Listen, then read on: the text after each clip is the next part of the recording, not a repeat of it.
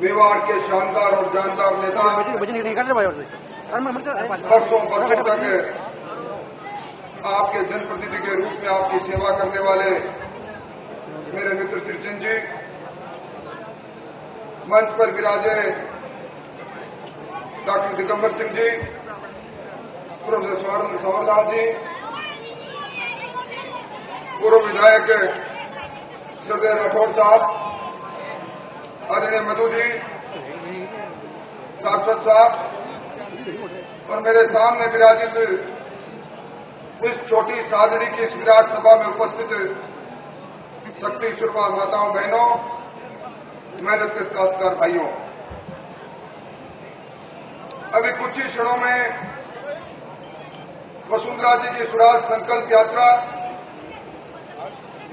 अपने 10 दिन की यात्रा पूरी करके 11वें दिन की पहली सभा में आपके सम्मुख आने वाली है। मित्रों, राजस्थान के अंदर इन दिनों में 2 यात्राएं बड़ी चर्चित हुई। एक वो यात्रा जिसका जिक्र अभी डॉक्टर दिगंबर सिंह जी और संवरलाल जी कर रहे थे, 4 भुजा नाथ से 2 लाख से ज्यादा लोगों की उपस्थिति में इस कांग्रेसी हुकूमत को उखाड़ फेंकने के शंखनाद के साथ इस कुराद से मुक्ति के लिए आम जन की आकांक्षाओं को पूरा करने की अभिलाषा के साथ वसुंधरा जी के नेतृत्व में चल रही है। और दूसरी यात्रा हमारे मुख्यमंत्री जी, जिनके शासन का 4.5 वर्ष पूरे हो रहे हैं, उनके नेतृत्व में जयपुर से प्रारंभ हुई थी। सरकारी संसाधनों का जमकर दुरुपयोग हुआ और अब भी हो रहा है, पर सारे सरकारी संसाधनों के बाद भी 2000 लोगों की उपस्थिति में मुख्यमंत्री जी ने अपनी संदेश यात्रा प्रारंभ की है। आज उस संदेश यात्रा जहां भी जाती है, लोग खड़े होकर पूछते हैं, मुख्यमंत्री जी, 4.5 वर्ष पहले राजस्थान की जनता के सामने जब आप आए थे, आपकी पार्टी आई थी, आपने वादा किया था, मैं जवाबदेह, पारदर्शी और संवेदनशील शासन दूंगा। मैं किसान भाइयों, आपकी फसल का बीमा जिसको वसुंधरा जी ने शुरू किया, उसमें कमी रखी, मैं उसकी इकाई को ग्राम पंचायत बनाऊंगा। गहलोत साहब ने किसानों के बीच में जाकर कहा, और इस क्षेत्र में जब आए तब तो उन्होंने कहा कि यहां भीम और डोडा पोस्ट के काश्तकारों को जहां समय पर पट्टे जारी होंगे, वहीं उनके मूल्य और उनकी राशि भी समय पर मिलेगी। आप कांग्रेस को मौका दो। नौजवानों के बीच में जाके कहा, हे नौजवान, तेरी बेरोजगारी को दूर करने के लिए अगर कांग्रेस हुकूमत में आई तो हर साल 1 लाख बेरोजगारों को सरकारी नौकरी दूंगा। महंगाई के तरफ जनता के बीच में जाकर कहा कि 100 दिन की योजना बनाऊंगा, जादू का डंडा घुमाऊंगा और महंगाई को राजस्थान से गायब कर दूंगा। पेट्रोल और डीजल पर जो सरकार का टैक्स लगता है, वैट लगता है, उसको समाप्त कर दूंगा। 1 लाख हेक्टर हर साल सिंचित रकबा बढ़ाऊंगा। आज 4.5 वर्ष के बाद जब सरकार मर्दप्राय हो गई, वेंटिलेटर पर चली गई, सरकार अदृश्य हो गई, उस समय वापिस संदेश यात्रा लेकर निकले हैं। आज राजस्थान का किसान पूछ रहा है, इतना समय निकल गया, क्यों नहीं फसल बीमा की इकाई को ग्राम पंचायत स्तर पर लागू किया? क्यों नहीं सिंचित क्षेत्र 1 लाख हर साल बढ़ाकर 5 लाख बढ़ाया? क्यों नहीं बेरोजगारों को 1 लाख बेरोजगारों को वादे के अनुसार आपने सरकारी नौकरी से जोड़ा? और क्यों नहीं आपने पेट्रोल और डीजल पर वैट समाप्त किया? साथियों, अभी सरकार की बात को लंबी बात मैं क्या कहूं। वसुंधरा जी आपके बीच में आएगी। ये हिंदुस्तान में पहला मौका है कि आपके पड़ोस के विधायक जो राजस्थान में तो इसलिए प्रसिद्ध रहे कि उन्होंने सीकर में एक उनकी दारू बनाने की कंपनी है, पांडिचेरी में दारू के ट्रक भेज दिए 3.5 लाख लीटर दारू, जिस दारू से जहरीली दारू मिलती है वो भेज दी। राजस्थान की विधानसभा में हमने सवाल किया और पूछा कि ये जो शराब की जिस फैक्ट्री से ये अवैध पिट गई है, कौन है इसका मालिक? जब कहना पड़ा कि ये हमारे साध्वी के प्रकाश चौधरी इसके मालिक है। ऐसा व्यापार करने वाले चौधरी जी टावर पर चढ़ के पुकार रहे हैं। सरकार मेरी बात सुनो, आज कितना दुर्भाग्य है।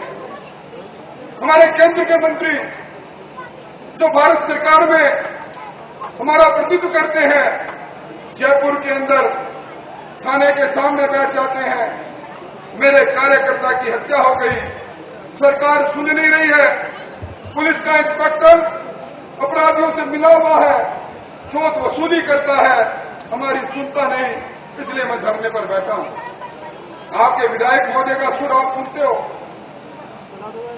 अखबारों में हर पखवाड़े छपती है खबर, जबकि आपके विधायक की अगुवाई में 15 विधायकों ने अपनी आका सोनिया गांधी को जाकर कहा कि ये सरकार अशोक गहलोत की सरकार रहेगी, तो इस सरकार में चुनाव के अंदर सूपड़ा साफ हो जाएगा। दो दहाई में भी हमारे लोग जीतेंगे नहीं, 5 साल लोग बड़ी मुश्किल से राजस्थान में जीतेंगे। ये बात मैं नहीं करा, ये आपके स्थानीय विधायक कहते हैं। यहाँ के सरकार के जो हिस्सा बने हैं उनके संसदीय सचिव है रमेश जी मीणा है, करौली में जाकर एसपी के दफ्तर के सामने धरने पर बैठ गए, बोले डाकू ने या सरेआम आकर हत्या कर दी, ये निकम्मी पुलिस पकड़ती नहीं, मुख्यमंत्री मेरी सुनता नहीं, गृह मंत्री कहता मेरी चलती नहीं। अब ये सरकार कहां बची है भाइयों, आप खुद ही देख लो। आप माइक्रोस्कोप लगाकर देखोगे तो राजस्थान में सरकार आपको ढूंढने नहीं मिलेगी, क्योंकि सरकार उन लोगों को नहीं मिल रही जो सरकार का हिस्सा बने हैं। आपको और मुझे तो मिलेगी क्या? इस प्रकार की सरकार के ताबूत में आखिरी चीज ठोकने के लिए वसुंधरा जी स्वराज संकल्प यात्रा के लिए लेकर निकली। हमारे मुख्यमंत्री जी अपने आप को कहते हैं मैं सच्चा गांधीवादी हूं, सफेद चोला पजामा पहनकर, हवाई चप्पल पहनकर अपने आप को गांधी जी का अवतार समझते।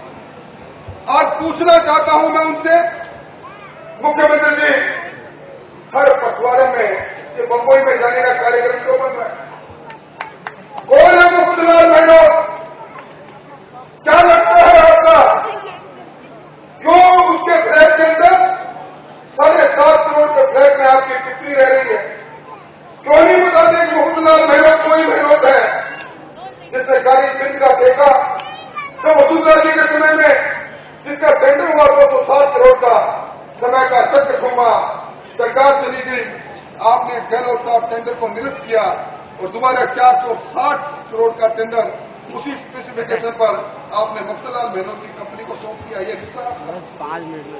किसान भाइयों, इस सरकार ने कहा था कि आपकी उपज का मूल्य पूरा नहीं मिले तो वेयर हाउस कॉर्पोरेशन के अंदर अपनी फसल को रख देना, 75% सरकार अग्रिम आपको दे देगी, पूरा भाव मिले जब फसल बेचना। आज उस वेयर हाउस कॉर्पोरेशन का मालिक कौन है? 27 साल से ये वेयर हाउस कॉर्पोरेशन लाभ में चल रहा है। आज पूरे राजस्थान के अंदर 357 उसके गोडाउन है। एक कंपनी को सौंप दिया आपने, मफरूलाल गहलोत की कंपनी को, कल्पतरू कंपनी को। ये राजस्थान का किसान जानता है आप क्या कर रहे हैं। ये राजस्थान का किसान ये भी जानता है कि जोधपुर के अंदर आपने खान आवंटन करने के लिए अपने परिवार के लोगों को कहा, अधिकारियों को कहा, पहले मेरे भाई को देना, फिर मेरे भाई की बहू को देना, फिर मेरे भतीजों को देना, फिर मेरे भांजे को भी देना, फिर मेरे भांजे की बहू को भी देना। ये बंदरबाट क्यों कर रहे हैं? क्या मुख्यमंत्री जो पूरे राजस्थान का एक तरह से ट्रस्टी होता है, ये क्या किस तरह के गांधीवादी मुख्यमंत्री के रहते हुए चलता है? ये सारी बातें आपने समाचार पत्रों में पढ़ी हो। इसलिए भाइयों, मैं तो आपसे ये निवेदन करने आया हूं कि सरकार के चलते ना कानून है ना व्यवस्था है। आपके यहां भी कानून व्यवस्था इसलिए खराब है कि आपके यहां जो पुलिस के अधिकारी है वो जयपुर में जाते हैं, जयपुर में जाकर बोली लगाते हैं, निमाड़ा में छोटी सादरी बड़ी सादरी में कौन कौन से थानेदार किस किस थाने में लगेंगे, वहां बोली लगती है मैं हर महीने 5 लाख रुपया दूंगा, मुझे उस थाने में लगा दो। दूसरा कहता है ये कम है, मैं 7 लाख दूंगा, मैं जनता को ज्यादा लूटूंगा, मुझे लगाओ। आज जब थाना कचहरी नीलाम होने लग जाए, वह बहन बेटी की इज्जत कैसे?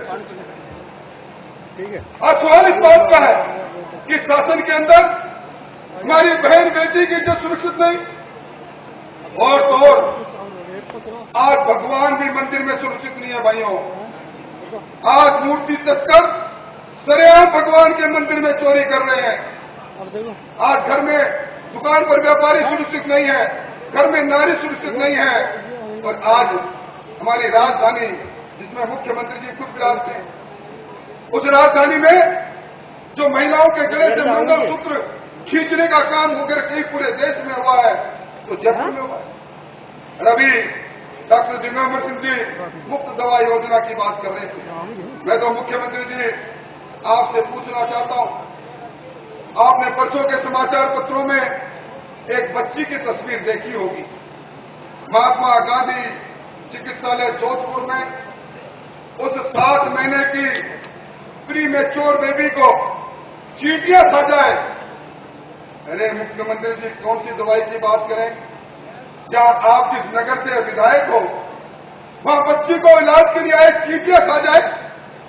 एक बेहोश वृद्ध व्यक्ति को चूहे पुत्र दे, कैसी व्यवस्था है? क्या यही व्यवस्था है? तो पशु तो है ये सोचकर घर से निकली कि मेरी गोदी में मेरा भावी भविष्य आएगा, और घर के परिवार वालों ने सोचा थाली बजेगी, खुशियां आएगी। जब पशुताएं महात्मा गांधी चिकित्सालय में गई, लिखा मुफ्त दवाई योजना है, बाहर से दवाई मत लाओ। और उनकी धमनियों में जो ग्लूकोज लगाया गया वो ग्लूकोज संक्रमित ग्लूकोज था, कंटेमिनेटेड ग्लूकोज था। उसमें 1-2 नहीं 27 हमारी पशुताओं ने मौत हो गई। कौन है जिम्मेदार की मौत का? कभी जहरीली शराब से मौत होती है, कभी नकली ग्लूकोज से मौत होती है। और मेरा आरोप है इस सरकार पर कि जो दवाइयां सरकारी क्षेत्र के अंदर बांटी जा रही है, मुफ्त दवा योजना में दवाइयां बांटी जा रही है, नकली दवाइयां राजस्थान मेडिकल कॉरपोरेशन जो दवाई खरीदता है सरकार के और अस्पतालों में बेचने के लिए, अवधि पार और नकली दवाइयां बांट रहा है, मौत बांटने का काम कर रहा है। आपके इस क्षेत्र के अंदर मुझे याद आ रहा है, जो जनता की करे भलाई सिरचंद भाई इनाम यूं ही मेरा यूं ही नहीं लगा था।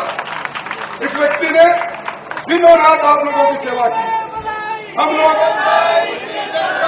3 यहाँ बैठे हैं, संवरलाल जी बैठे हैं, मैं हूं, डॉक्टर दिगंबर सिंह जी हैं, वसुंधरा जी के मंत्रिमंडल में थे। कोई ऐसा दिन नहीं जब सिरचंद भाई का टेलीफोन नहीं आए, मेरे अमुक गांव में सड़क बननी चाहिए, मैं परसों गया था, रात्रि का जागरना था, वादा करके आया हूं, मंदिर पर कह के आया हूं आप सड़क बनाओ। हम कहते हैं सिरचंद भाई हम आज कल तेरे को बताएंगे। नहीं, आप मेरे साथ राजस्थान की विधानसभा में 4 बार रहे हो, मेरे दोस्त हो, आपको दोस्ती की कसम मैं वादा करके आया, वादा पूरा करो। ऐसी शख्सियत आपके बीच जिस व्यक्ति ने इस क्षेत्र की मजबूती के लिए आदरणीय भैरव सिंह जी शेखावत के सानिध्य से जो काम किया, अरे ये तो वो क्षेत्र है जिस क्षेत्र का प्रतिनिधि एक महानायक महामानव भैरव सिंह जी शेखावत ने किया। उन्होंने पहली बार इस निबेड़ा क्षेत्र को इस राजनीतिक मानचित्र पर लाकर खड़ा कर दिया। इसलिए भाइयों मेरा तो आपसे इतना ही निवेदन है कि अब समय आ गया है, अब जागने का समय है, अब चेतना करने का समय है। ये सारी छोटी बातें अब मुख्यमंत्री जी अपनी संदेश यात्रा के माध्यम से कहते घूम रहे हैं, और यहाँ तो क्या संदेश दे रहे हैं? मुख्यमंत्री जी को कहना कि आपका संदेश पहले सबसे पहले अपने विधायकों को दे दो, हमारे स्थानीय विधायक को दे दो, वो इस संदेश को कैसा मानते हैं, हमारे पड़ोसी विधायक को दे दो और केंद्र सरकार के मंत्री को दे दो। उनको संदेश देने के बाद हमें संदेश देना। मुझे मालूम है कि आप सबकी नेता हमारी राष्ट्रीय उपाध्यक्ष आदरणीय किरण जी आपके बीच में है। हमारे जैसे छोटे नेताओं का बोलने का समय आप जैसे बड़े नेता के पदार्पण के बाद समाप्त हो जाता है। किरण जी ये सब लोग आपको देख के बहुत हर्षित हैं और सब लोग जो ही आपको नजरें करती है तो ताली बजाकर आपका स्वागत कर रहे हैं। ऐसी हमारी नेत्री का मैं स्वागत करते हुए अपनी बात समाप्त करता हूँ। बहुत बहुत धन्यवाद, धन्यवाद, धन्यवाद।